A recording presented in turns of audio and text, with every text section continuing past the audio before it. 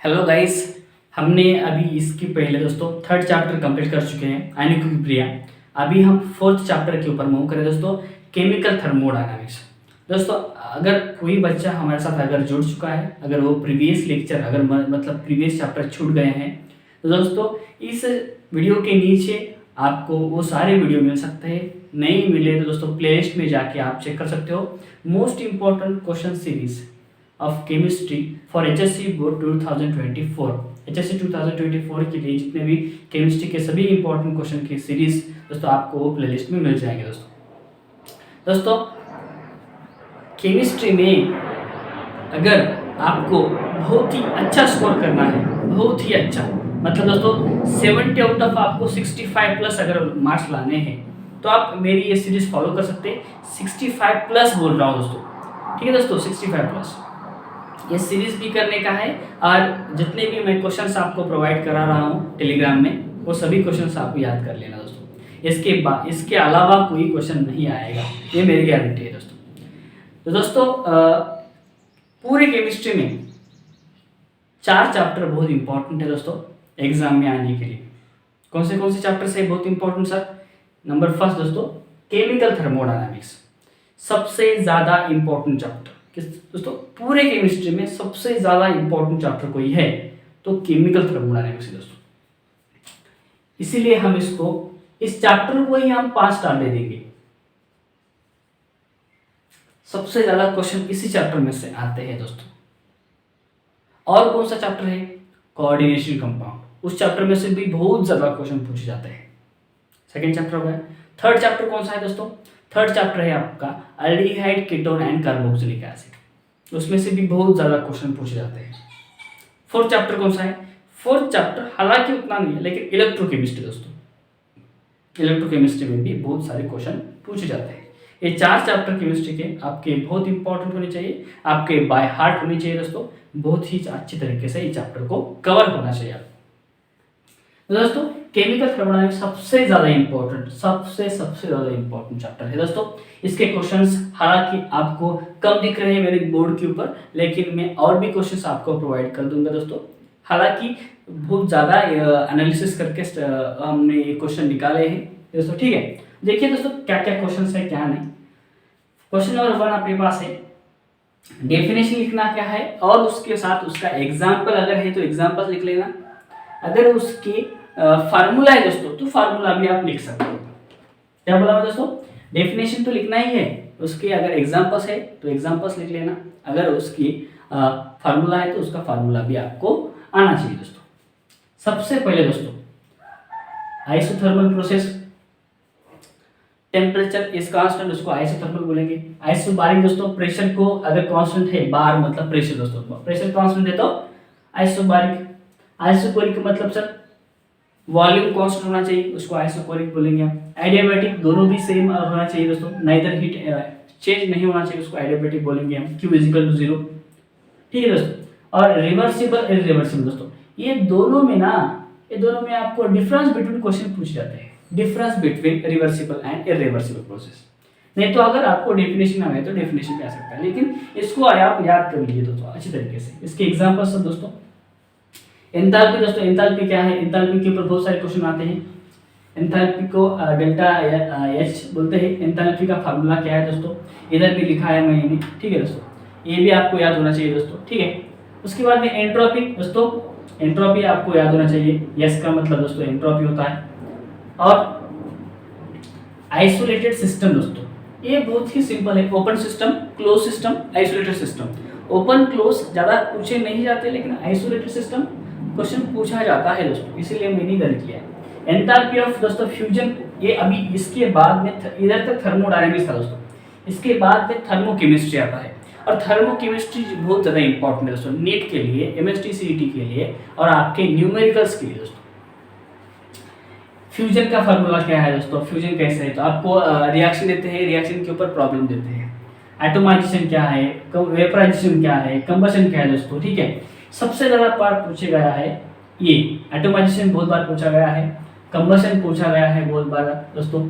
और इसमें से 2 क्वेश्चन रह गए दोस्तों, मेरे हिसाब से थोड़ा सा मैं भूल गया हूँ। इसके अंदर ये भी है दोस्तों 2 क्वेश्चन। और एक्सटेंसिव प्रॉपर्टी और दूसरा है दोस्तों इंटेंसिव प्रॉपर्टी।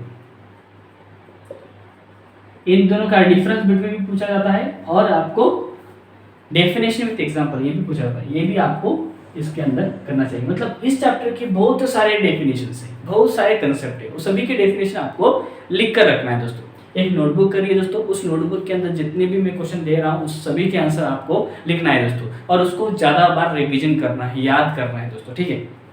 इतना करते हो तो आपको 65 प्लस मार्क आ जाएंगे दोस्तों, डेफिनेटली आ जाएंगे दोस्तों। डिराइव एंड इक्वेशन दोस्तों ये बहुत ही ज़्यादा इंपॉर्टेंट है, इसको मैं दोस्तों क्या करूँगा 3 स्टार कर दूंगा दोस्तों।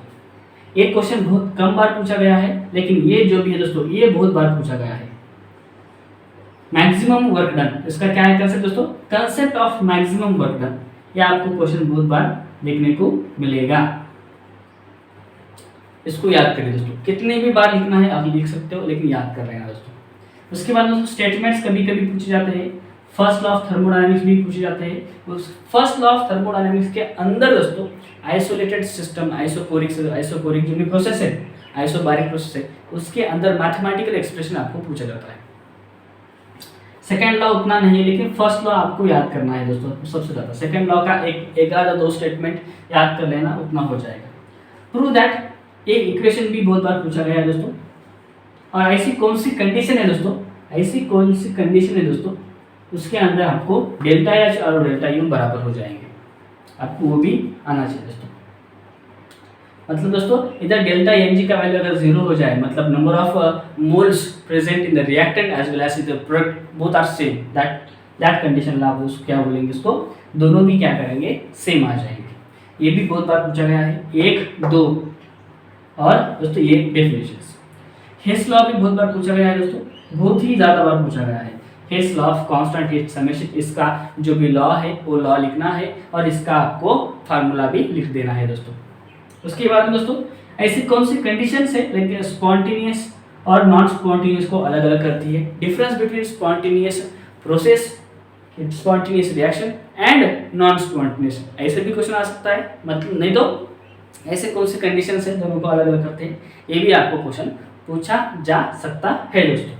उसके बाद में दोस्तों standard Gibbs energy, delta G not मतलब दोस्तों स्टैंडर्ड गिब्स एनर्जी, और ये क्या है दोस्तों, कांस्टेंट है दोस्तों, इक्विलिब्रियम कांस्टेंट है। क्या है, इक्विलिब्रियम कांस्टेंट। ये कहाँ का है दोस्तों, ये जो भी कंसेप्ट है ये आयनिक इक्विलिब्रिया और थर्मोडायनामिक्स, इन दोनों का दोस्तों कॉम्बिनेशन है। इसके ऊपर भी हालांकि 1-2 क्वेश्चन आ चुके हैं, लेकिन फिर भी मैं दे दिया। सबसे ज़्यादा दोस्तों जितना आप थ्योरी करोगे इस चैप्टर के न्यूमेरिकल भी उससे ज़्यादा प्रैक्टिस करिएगा, क्योंकि इस चैप्टर में से न्यूमेरिकल बहुत ज़्यादा पूछे जाते हैं। कम से कम 2 न्यूमेरिकल तो यही से आते हैं, इसी चैप्टर से आते हैं। तो मैक्सिमम दोस्तों मैं बोला है एंथैल्पी ऑफ फ्यूजन, इससे ये जो भी है ये सब थर्मोकेमिस्ट्री है। थर्मोकेमिस्ट्री इधर लिख दिया हूँ मैं। थर्मोकेमिस्ट्री से बहुत ज़्यादा न्यूमेरिकल्स आपके एग्जाम में आते हैं, और स्पॉन्टेनियस प्रोसेस और लास्ट जो भी है दोस्तों इससे भी आपको एग्जाम में क्वेश्चन पूछे जाते हैं। इससे भी आते हैं दोस्तों W max = इससे भी आपको नंबर ऑफ मोल्स दिया जाता है, आर की वैल्यू दिया जाता है, टेम्परेचर दिया जाता है दोस्तों, प्रेशर देता है। इसको हम ऐसे भी लिख सकते हैं दोस्तों, V2/V1 भी लिख सकते हैं। ये बहुत सिंपल है दोस्तों, ये सभी क्वेश्चन बहुत ज़्यादा इंपॉर्टेंट है दोस्तों एग्जाम के लिए। अगर कोई क्वेश्चन छूटा है तो मैं टेलीग्राम में इसकी जो भी है दोस्तों क्वेश्चन सीरीज की हमारे पास बुक है, उसका बुक जो भी उसका फोटो मैं अपलोड कर दूंगा दोस्तों। तो दोस्तों ये थे इसी चैप्टर के सबसे ज़्यादा इंपॉर्टेंट क्वेश्चंस।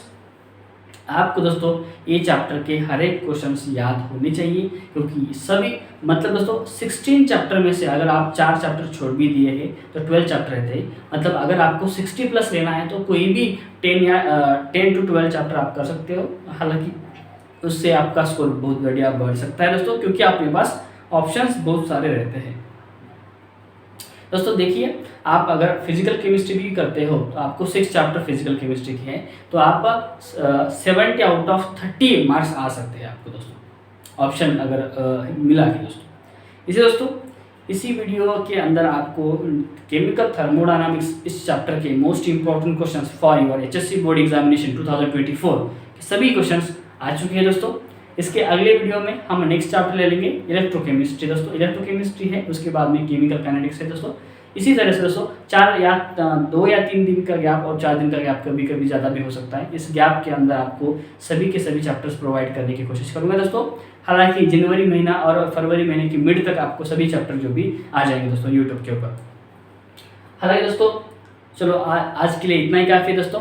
इस वीडियो को आप अपने फ्रेंड के साथ शेयर कर दीजिए और अपने वीडियो को लाइक कर दीजिए दोस्तों। अगर आपको ये क्वेश्चंस बहुत ज़्यादा इंपॉर्टेंट लगते हैं तो लाइक कर दीजिए, और जो भी आपको फ्रेंड्स आपके सामने आपके जो भी आसपास है उनको सभी को बताइए दोस्तों कि most important question series follow करिए और अपने केमिस्ट्री बोर्ड एग्जामिनेशन के अंदर 70 आउट ऑफ 65 प्लस मार्क्स कैसे लाते हैं ये अभी सोचिए दोस्तों। Thank you so much guys, मिलते हैं अगले वीडियो में।